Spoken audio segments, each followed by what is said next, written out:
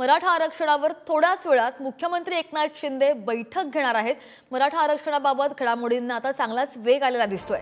या बैठकीला सगळे संबंधित जिल्हाधिकारी आणि प्रमुख अधिकारी उपस्थित राहणार आहेत। महत्त्वाची आणि मोठी अपडेट आपण या संदर्भातली पाहतोय।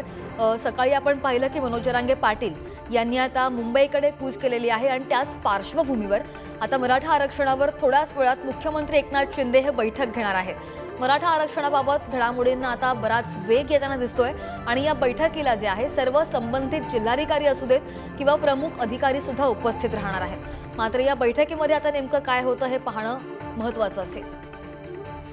या संदर्भात अधिकचे अपडेट्स घेत आमचे प्रतिनिधी ओमकार बाबळे जोडले गेलेले आहेत। ओमकार, आपण पाहतोय मराठा आरक्षणावर बैठक आता होणार आहे मुख्यमंत्र्यांच्या उपस्थितीमध्ये। ही बैठक नेमकी कशी होणार आहे, या बैठकीला कोण कोण उपस्थित राहणार आहे, कोणकोणत्या महत्त्वाच्या मुद्द्यांवर चर्चा होण्याची शक्यता आहे? ओमकार, श्रद्धा, मी आता मुख्यमंत्र्यांचं शासकीय निवासस्थान वर्षाच्या बाहेर उभा आहे। पुढच्या 10 ते 15 मिनिटांमध्ये ही राज्यभरातली बैठक पार पडते। महत्त्वाचं म्हणजे 3 ते 4 दिवसापूर्वी सरकारने परिपत्रक काढलं होतं। यामध्ये जवळपास 54 लाख नोंदींचा उल्लेख करण्यात आला होता। या नोंदी ज्या सापडल्या त्या संदर्भात सर्टिफिकेट्स तयार झालेत की नाही, हे प्रमाणपत्र नक्की वाटपाचा कार्यक्रम कसा असेल, त्याच्या प्रोसिजर्स कशा असतील, आणि महत्त्वाचं म्हणजे वेगवेगळ्या या सगळ्यामधल्या काही क्लिष्ट गोष्टी होत्या कायदेशीर। काही ठिकाणी प्रमाणपत्र मिळत आहेत, काही ठिकाणी नाव वगळण्यात आलंय, किंवा काही ठिकाणी ज्या वंशावळी ट्रॅक झाल्यात त्या वंशावळीमध्ये प्रत्येकाचं नाव नाहीये।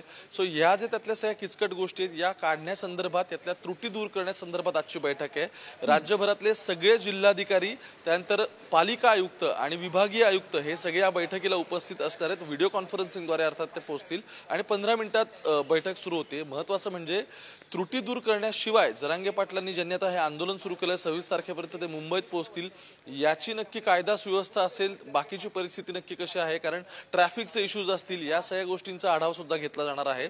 आणि त्या व्यतिरिक्त सगळ्यात महत्त्वाचा मुद्दा म्हणजे प्रमाणपत्र वाटपाला थेट सुरुवात करणार असं सांगण्यात आलं होतं। या संदर्भातले शासकीय अध्यादेश निघाला, परिपत्रक काढण्यात आलं, पण काही काही ठिकाणी अजूनही प्रमाणपत्र वाटपाला सुरुवात झालेली नाहीये। त्यामुळे जिल्हानिहाय नक्की परिस्थिती काय आहे या सगळ्याचा आढावा मुख्यमंत्री घेत आहेत। अर्थात एकीकडे आंदोलन सुरू झालंय, त्यामुळे आणखी सरकारवरती प्रेशर बिल्टअप होत आहे आणि 26 तारखेच्या आधी, त्या 26 तारखेनंतर आरक्षण घेऊनच माघारी जाणार असं जरांगे पाटील म्हणतात। त्यामुळे याच पार्श्वभूमीवरती ही एक मोठी ऍडमिनिस्ट्रेटिव्ह बैठक आता पार पडते। हो, या बैठकीकडे सगळ्यांचं लक्ष असेल आणि या संदर्भातले अपडेट्स ओमकार तुमच्याकडून जाणून घेत राहू।